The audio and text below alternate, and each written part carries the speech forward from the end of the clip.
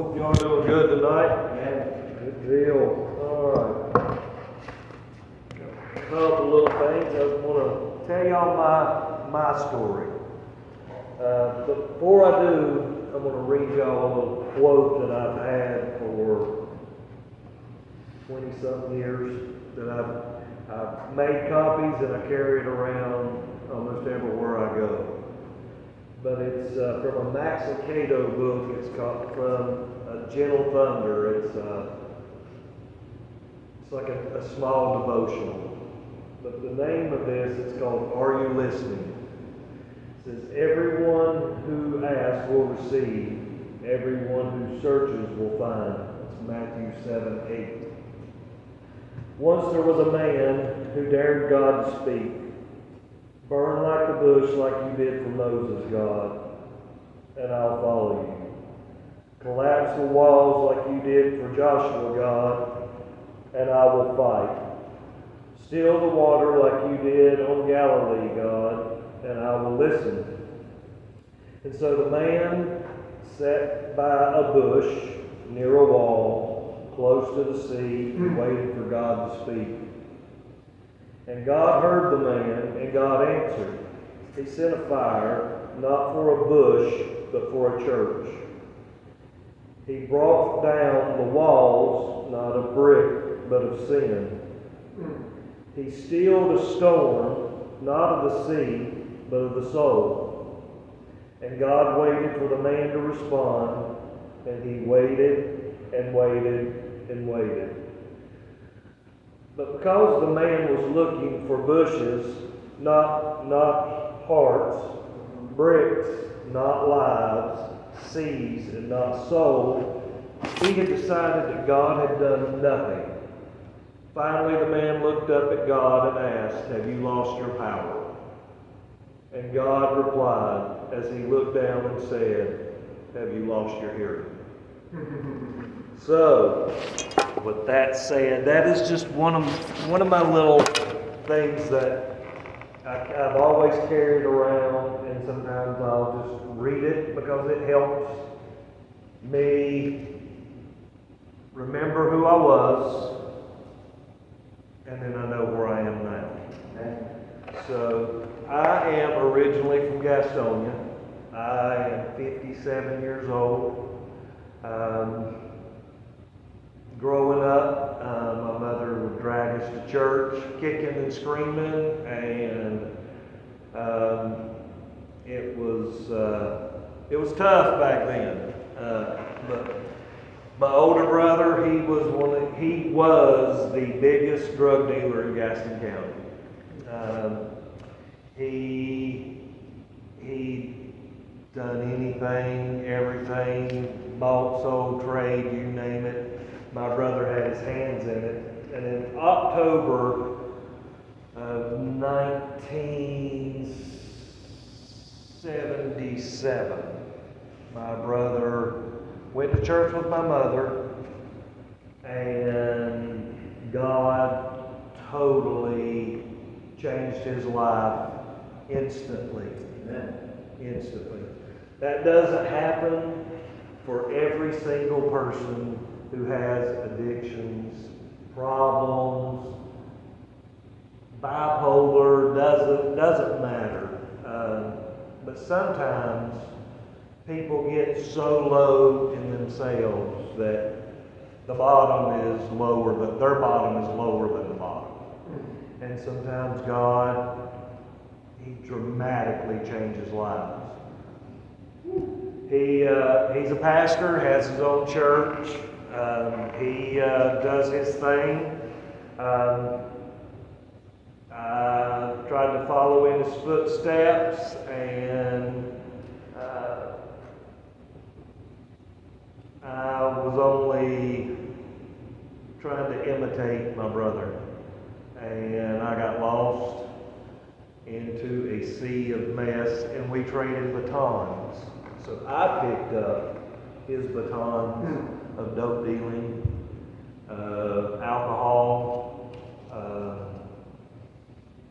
and things that we won't even go that deep into my life, but I struggled for a long time. Through my 20s. In my 30s, I started doing a little bit better. But I went to my brother's house one day and I said, look, I'm just not, it's not clicking. I don't know what I'm missing. I don't know, I want it. I want to be a new creature. I want to set all this behind. But it's just like I keep falling, and I keep falling, and I keep falling, and I keep falling. And he gave me some great advice that when you fall, and you will fall so many times through life, even when you're a Christian, the point is getting back up and dusting yourself off and walking as far as you go before the devil tries to knock you right back down in the dirt again. And then you just have to pick yourself up. But it's not giving up. It's not losing faith. It's not losing hope. God doesn't. I was waiting on a magical moment, I guess like my brother had. My brother had it hit him stone cold, and he took off, and he did great. But me, I struggled and struggled. And I was thinking, God's got a magic wand going, boom, boom, boom, boom, boom. Hang up next, I'll take a boom. I never got my boom. I never got that. And so I was like, what's wrong with me? Am I not good enough? I'm struggling. But the one thing I didn't do until many more years down the road was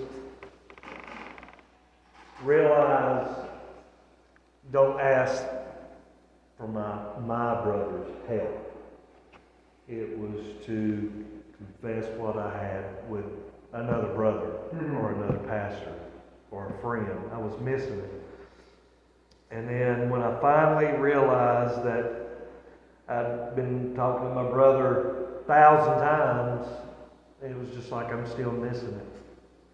But I've learned that that's not the person that my God wanted me to go seek for help for. And I met a guy who, I won't mention any names, but he told me, he's like, you got to work out your own salvation. You got to work out your own plan. You've got to figure this out, and then you have to be determined to hold on to it and just not let go of it. And I'm like, okay. And I started telling this my problems. And it's like, well, you need to pray. Because my prayer life was terrible. That was a big portion that I was missing. I was talking to God, but I wasn't believing in God. I wasn't believing that He could do for me like He does for other people sometimes. So it wound up costing me all my friends. I had made up my mind, okay, I'm done. And I started working out my own salvation, and I started praying hard. And not just walking around praying or laying on the couch praying. God listens when you're on your knees the most. If you really want to get God's heartstrings, go to your knees and He'll meet you there. Because those knees, when you're down on those knees, that is showing your allegiance and your obedience to Him. You're just flat down to the dirt. God, I'm here. I'm on my knees. This is my problems. I already know you know, and I need you to really start working in my life. And He did, in small steps, not the steps I wanted Him to take. I wanted giant steps, but He never took those steps. It was baby steps. And then I've gone from where I was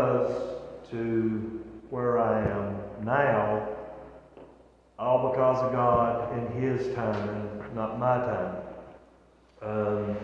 Our addictions, and I'm sure y'all hear it a lot, we can become slaves to our addictions. And addictions is not just alcohol or drugs. Mine sometimes was rage, bipolar. I had it bad. Threw stuff through windows, busted windshields on cars, just going massive, just fits of rage and frustration. And that was one of my monsters, was just bipolar, not even knowing what it was until I got to talking to other people. And so, there's stuff for this, you need to go talk to a doctor, A, B, C, and D. So I did. They gave me pills. I don't like taking pills because I'm trying to get away from anything that's related to that. And so I really struggled there. Then I went to a psychologist, one that was a pastor. He's actually in downtown Belmont. He is a Christian psychologist who was a pastor of a church at one time, and went to school, and I went and had a nice conversation with this pastor, and he started, teaching me little things to work on. But where I found out the things that really helped me the most was when I started getting into the Word. Because what we put in ourselves and our minds, and this is, if I tell y'all any truth about anything, hear what I say right now. What we put in our minds, whether it's the wrong type of music, the wrong type of thoughts, whether it's lust, lies, there's just a list of things. What we put in here, once it's in, it's really hard to get out. And I struggle with it to this day. And just because, I don't know if any of y'all come to church and hear Pastor Matt, he'll tell you the same thing. He is a human being. He's a man. Even to this day, I have cravings my cravings have never gone away. Ever. I have not done anything in probably close to 30 years now. But every day I battle. I tell my wife all the time, if I could find a big fat joint right now, I would go out in the backyard and fire that thing up, and I'd be the happiest camper on the planet. But, my God, that is what that's what fights my monsters. I don't know really any of y'all, but I'll tell you that, I will tell you what you need. I'm going to tell you what helped me, not what you need. I'm going to tell you what helped me. Watch what you put in your head. Watch what you see. Because these things are, like I said, once they get in, they latch on. Your mind, I've done some research medically about the things we listen to or we watch on TV. Our minds are such a sponge that it will change our thinking pattern will go off and it'll stay in these areas. Like me, I loved heavy metal music, and I mean heavy metal music. I don't listen to it anymore, but what I put in is still to this day in my head. So if I get a tune that comes in that I really like, that I listened to satanic music back then. Not in worship devil, by no means, but it wasn't what they were saying, it was the darkness in the music.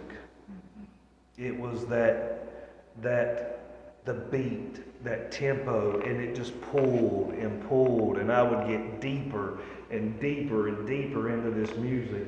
57, and this is stuff when I'm a teenager. And I still know those songs word for word in my head today. And if it come on, I can sing it all the way through. And I hate it being in my head. And I'll walk around sometimes down here in the church and I'm like, God, come on. I need this out.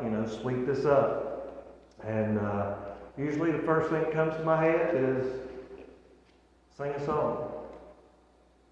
A good song. So now my new favorite is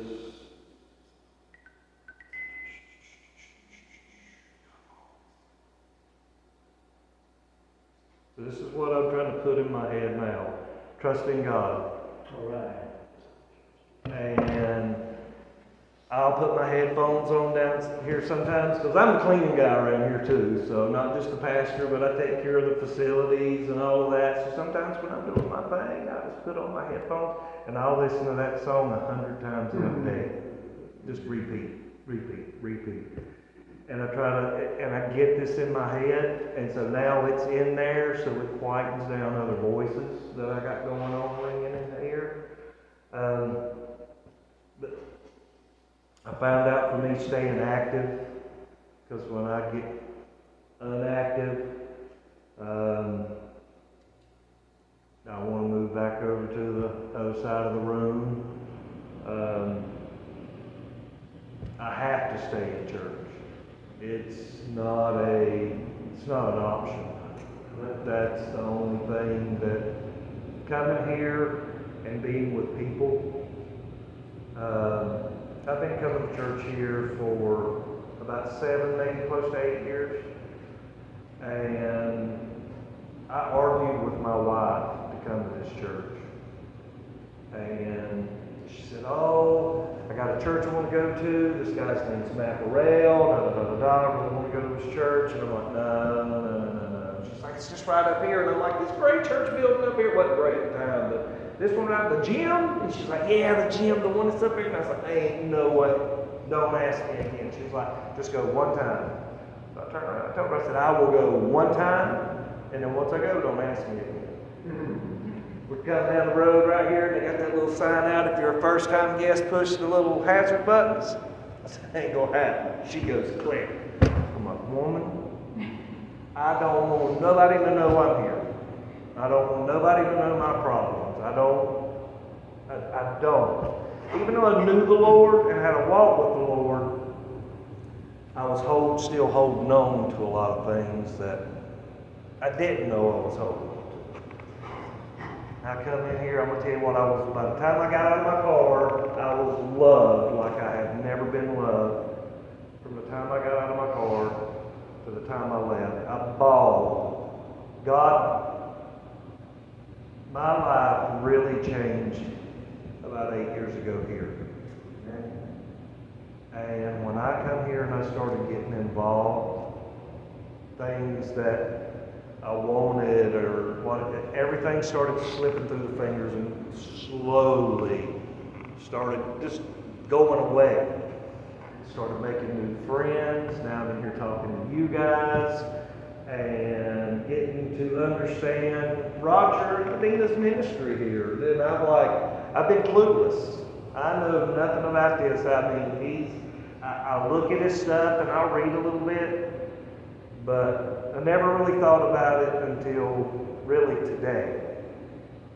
In 2 hours.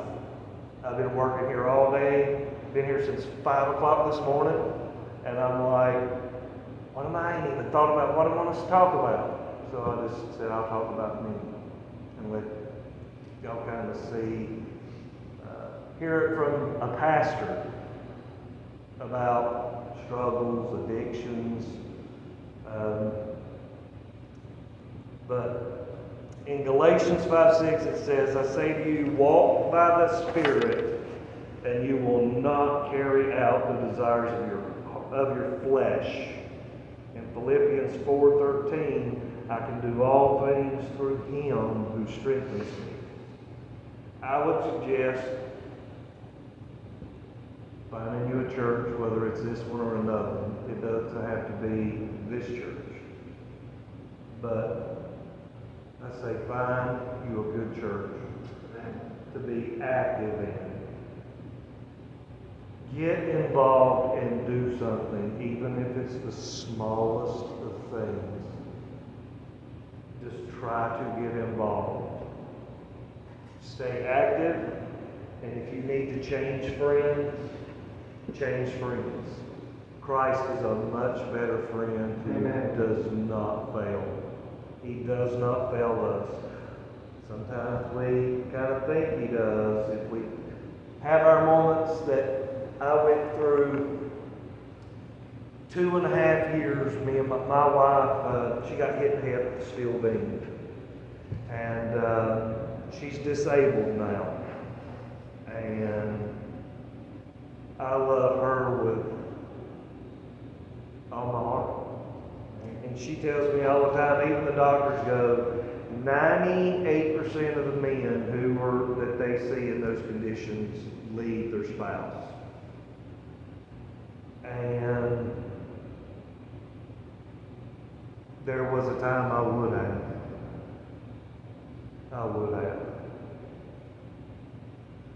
But turning everything over to Him and seeing the beauty of not what's on the outside of a person, seeing what's on the inside, and how much that person loves you and takes care of you and has,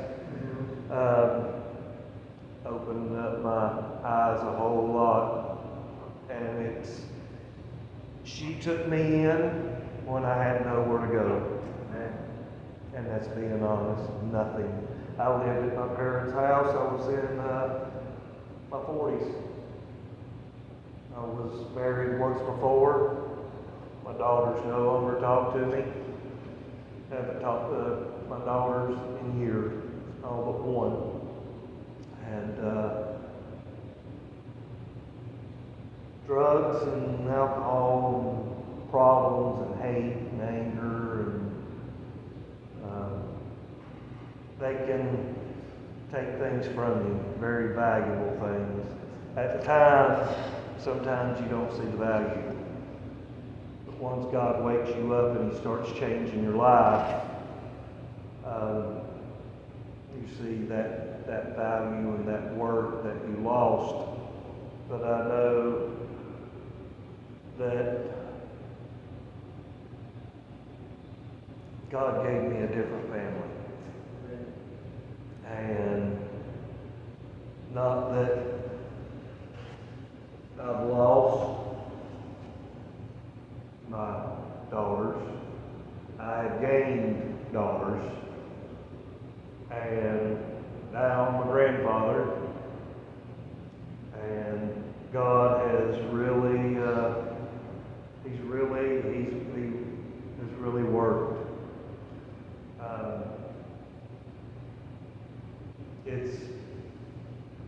It's being smart, but the thing about it that Matt talked to me not long ago, we were having a discussion, and he told me that